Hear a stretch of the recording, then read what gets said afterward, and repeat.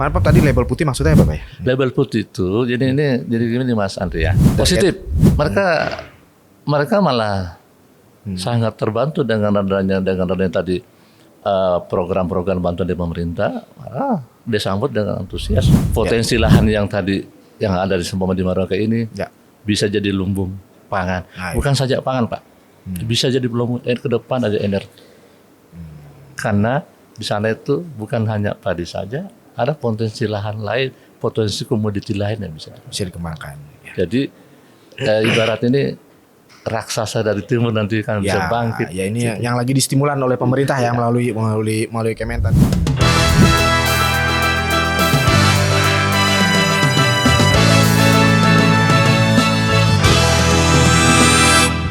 Halo Sobat Benih, ketemu lagi di Seed Show Podcast bersama Bang Agri.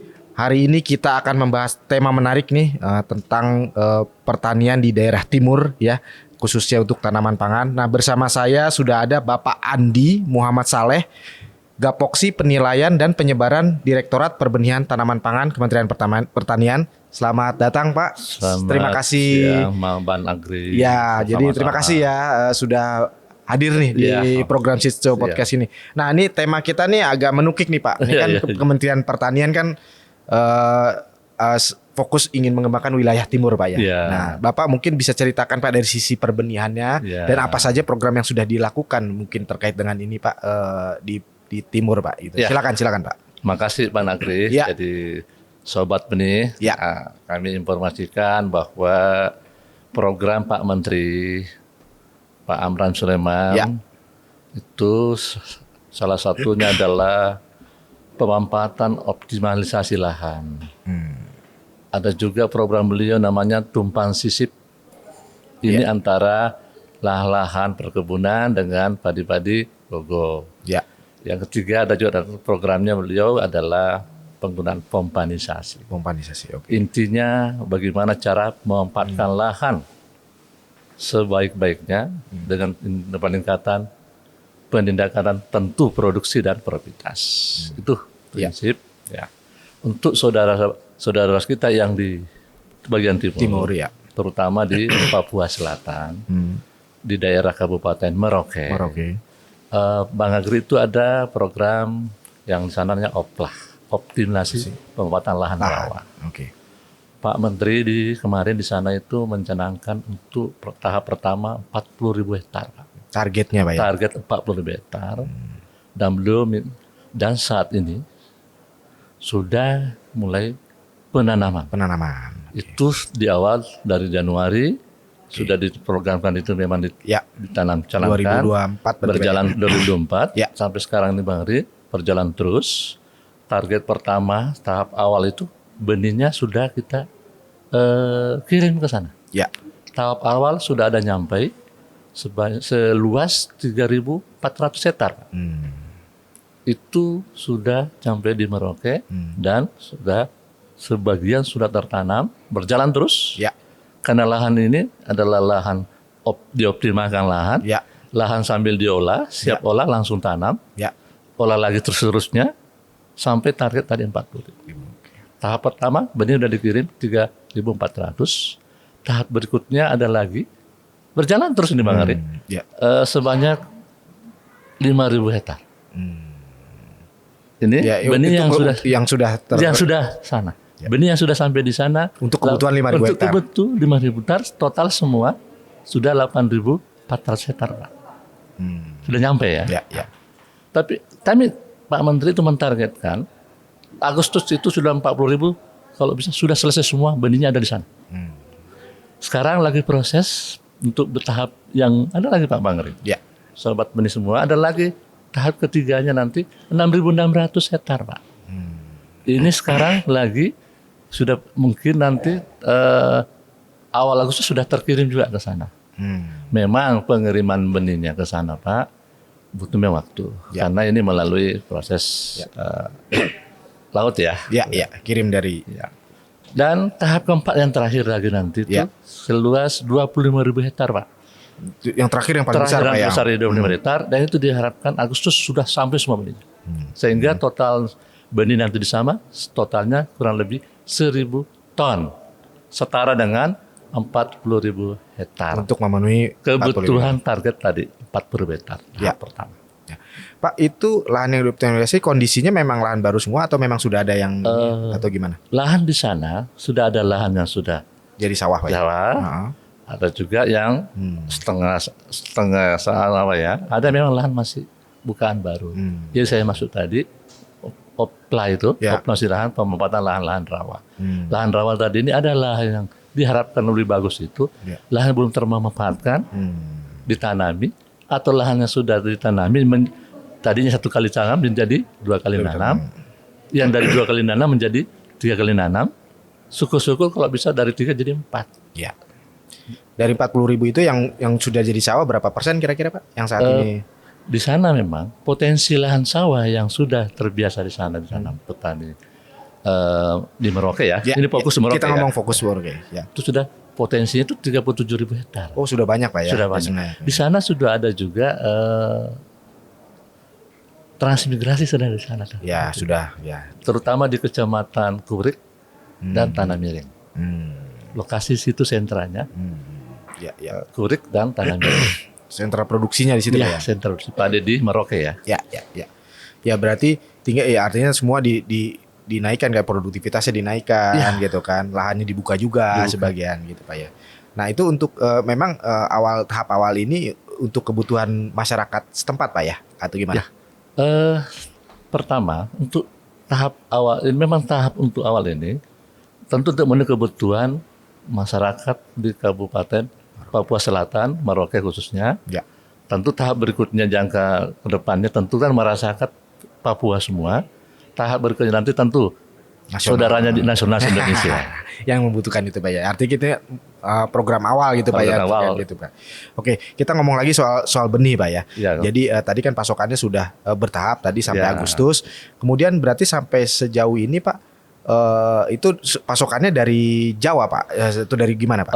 Gini, terkait untuk yang benihnya, memang sebagian besar memang ada dari Jawa, juga masih ada juga dari Papua. Oke, Ada Papua dari juga. Papua, saudaranya kan dulu menyatu kan dulu Ya, ya. Papua, dan juga ada juga benihnya dari masyarakat Merauke juga. Oh, Walaupun oke. jumlahnya tidak banyak. Ada ya. di daerah-daerah yang transmigran itu ada penangkar-penangkar benih yang menyediakan benih untuk di daerah-daerah masih kebutuhan yang sudah saudara-saudaranya yang transmigrasi itu dia sediakan. Oke, untuk tanam di situ ya, Ya, Pak ya. ada juga menggunakan masih varietas lokal. Varietas lokal ya, Pak ya. Walaupun kebutuhannya atau produksi belum besar. Belum Pak, ya. mencukupi. Ya. Jadi memang perlu ke depan itu penangkaran benih in situ, Ya. atau kita ada punya program juga di perbenihan mandiri benih tanaman pangan. Ya. Ya, artinya sebetulnya kultur menanam benihnya sudah ada di sana, Pak. sudah. Ya. Tinggal ditingkatkan gitu, Pak. Tinggal ditingkatkan tadi produktivitasnya yang saya bilang tadi, produktivitasnya dari 1 kali pemanfaatan lahannya dari 1 kali jadi 2 jadi 3 dan seterusnya. Terus untuk lebih spesifik terkait dengan varietas, Pak, yang selama ini di sana sudah berkembang dan yang juga dibantukan tuh apa aja tuh gimana, Pak? Varietas yang di sana itu memang ada varietas lokal, juga ada yang menanam varietas Ciherang. Oke. Tapi sudah banyak juga yang menanam varietas unggul baru. So, kayak Impari 32 yang tadi salah satu program kita itu. Ya. Impari 32. Kami juga kemarin dari Direktorat Perbenihan mengirimkan bantuan benih untuk penangkaran. Benih sumber namanya. Benih sumber. Ya. Label putih. Kami kasih kemarin kurang lebih 1 ton. Untuk nanti ke depan mereka sudah bisa mandiri terhadap kebutuhan benihnya. Ya, itu Harapan kita tujuannya kesana, gitu ya, Pak ya. tujuan. Ya. Maaf, tadi label putih maksudnya apa, Pak ya? Label putih itu jadi gini Mas Andri ya, sahabat tani. Ya. Benih sumber kita ini kan ada kelasnya tuh. Iya. Dari benih sumber dulu, Ya. ke atas, kedua benih dasar, Ya. turun lagi jadi benih pokok, terus nanti benih sebar. Ya. Benih dasar tadi saya setara dengan label putih. Kalau lebih pokok setara ungu. Kalau sebar, itu ya. sebar biru. Oke, baik. Itu warna itu untuk menandakan. Ya, artinya kalau ditanam itu Mas Andri, Ya. kalau label putih 2 kali turun dia. Tanam labelnya tadi label putih jadi ungu, ungu jadi biru. Ya artinya nggak bisa langsung disebar, Pak. Nggak bisa, minimal 2 kali nanam supaya bisa menghasilkan. Jadi itu parent stocknya kan, parent stock turunannya lah. Iya, moyangnya dulu ya, artinya itu ya. Baik. Nah itu artinya sebelumnya belum ada Pak ya, yang label putih di sana atau gimana? Label putih, sana petani ada, biasanya cuma terbatas. Mereka beli dari BP Padi di Sukamandi. Dulu BP Padi namanya, sekarang BICP. Beli cuma dalam terbatas. Dengan ini tadi kita harapkan, kebetulan ada program di pertanian, pembinaan benih sumber itu dimanfaatkan teman-teman di Merauke tadi, penangkaran. Iya. Nah tuh untuk ini kita agak sedikit geser ke petaninya itu Pak. Ya artinya kesiapan atau respon dari petani setempat berarti kan Pak ya gitu kan. Terkait dengan program ini gimana Pak Bapak melihatnya sejauh ini? Saya melihat petani yang di Kabupaten Merauke itu memang sudah, ini kan mereka tinggal di sana sudah puluhan tahun Mas. Iya karena dan itu transmigran itu di sana. Jadi sudah menyatu dengan saudaranya di sana. Iya. Jadi mereka sudah saling memberi informasi. Saudara-saudaranya pun yang di sana juga ikut sama mereka. Jadi tidak berbeda. Saudara-saudaranya sudah ada yang ikut menanam juga seperti dia jadi petani. Memang dominan dia di sana masyarakat juga dari transmigrasi. Apalagi sudah puluhan tahun, hasilnya bagus juga, tinggi produksinya. Nah, sudah dapat angka nggak Pak yang sebelumnya dia produktivitasnya berapa atau saat ini? Gitu? Ada sampai ada yang 5, ada yang 6, ada yang 7. Sudah kalau produksi serasa nggak jauh beda dengan saudaranya di tempat lain. Ya artinya tadi karena kulturnya juga dari Jawa juga gitu kan, dia udah tahu cara nanam yang baik dan yang gitu kan. Jadi mereka nanam itu Mas Andri, produksinya tinggi-tinggi Mas. Memang sudah biasa menanam padi dan memang saya melihat tidak jauh beda dengan saudara-saudaranya di provinsi lain. Iya. Ya teman, tinggal sentuhan teknologi. Teknologinya tadi di sini dengan sentuhan nanti ada teknologi penyuluhan dari teman-teman dari BCP, dari SDM tentu akan lebih meningkatkan lagi nanti peningkatan produktivitasnya hasil di sana ya Pak ya. Tapi artinya daya respon dari sana positif Pak ya? Positif. Mereka malah sangat terbantu dengan adanya tadi program-program bantuan dari pemerintah. Dia sambut dengan antusias, malah senang. Malah dia bilang, wah inilah salah satu untuk memperlihatkan juga bahwa Merauke itu salah satu juga sentra padi di Indonesia Timur. Betul. Ya karena kan ya masyarakat setempat juga kebutuhannya ada Pak ya. Oh iya, gitu kan. jadi pasar ada gitu kan, sementara produktivitasnya perlu ditingkatkan. Dan ini peluang beliau teman-teman kita sana, saudara-saudara kita petani sana, ini peluang bagi dia nanti tambah meningkatkan lagi produktivitasnya. Sementara kalau kita ngomong lahan tadi kan luas Pak ya. Luas lah. Lahan di Papua Selatan ya secara umum itu potensinya sampai 1 juta. Potensi lahannya. Kita ngomong potensi lahan ya. Itu belum diapa-apain Pak ya. Belum diapa-apain lahannya itu jutaan itu. Potensi itu lahan sawahnya 1 jutaan. Makanya mungkin ini kan ada program jangka menengah, jangka panjang gitu kan yang nanti tadi Bapak sebutkan gitu Pak ya. Ya, tapi untuk kesiapan kembali lagi ke benih Pak, kesiapan untuk pasukan benihnya itu aman Pak ya untuk sejauh ini? Insya Allah benih kita akan siapkan nanti di Merauke juga, bukan termasuk di tentu se-Indonesia ya kita siapkan. Fokus kita tadi ke Indonesia Timur, Merauke kita insya Allah siapkan benihnya. Target 40.000 itu nanti terpenuhi, nanti insya Allah Agustus sudah diharapkan selesai. Siap Pak. Oke Pak, ini segmen closingnya Pak. Nah terkait dengan program di Indonesia Timur khususnya di Merauke itu, dan apa sih tips atau closing statement Bapak terkait dengan bahwa Indonesia Timur juga sebenarnya punya potensi dan arahannya seperti apa dari Bapak? Makasih Mas Manandri ya. Sobat tani, sobat benih semua. Sobat benih ya. Saya melihat di Indonesia Timur itu potensinya sebenarnya sangat besar Pak. Memang masih perlu ada sentuhan dari teknologi, perlu sentuhan penyuluhan, perlu sentuhan bantuan, tapi dalam arti bantuan untuk stimulan ya. Ya. Nah, terutama tadi fokus ke daerah Maroke, Papua. Di sana itu lahan cukup besar. Tapi kalau ini dimanfaatkan, ini bisa jadi kekuatan lumbung padi nasional Indonesia.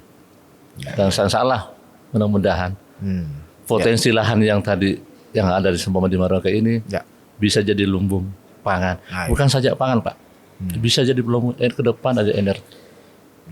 Karena di sana itu bukan hanya padi saja, ada potensi lahan lain, potensi komoditi lain yang bisa dikembangkan. Jadi ibarat ini raksasa dari timur nanti kan bisa bangkit. Ya ini yang lagi distimulan oleh pemerintah ya melalui Kementan ya. Berarti ini ke depan jadi kekuatan pangan kita gitu. Sementara kan kulturnya sudah ada, mereka sudah ini tinggal lagi. Istilahnya orang ini didorong, ditingkatkan nantinya potensi yang ada di sana supaya dia bisa muncul, dan itulah akan jadi kekuatan besar ke depan. Baik. Pak Andi, terima kasih Pak. Obrolannya luar biasa hari ini. Beberapa informasi penting sudah kita sampaikan. Jadi nanti kita gali lagi Pak. Setelah mungkin nanti kita habis Agustus mungkin kan kita kelihatan nanti kita bisa undang Pak Andi lagi untuk update informasinya. Siap. Terima kasih hadirnya Pak ya, kehadirannya hari ini. Baik, Sobat Benih, demikian Sitso Podcast kita bersama Pak Andi dari Direktorat Perbenihan Tanaman Pangan. Sampai ketemu di Sitso Podcast berikutnya. Salam benih. Salam benih.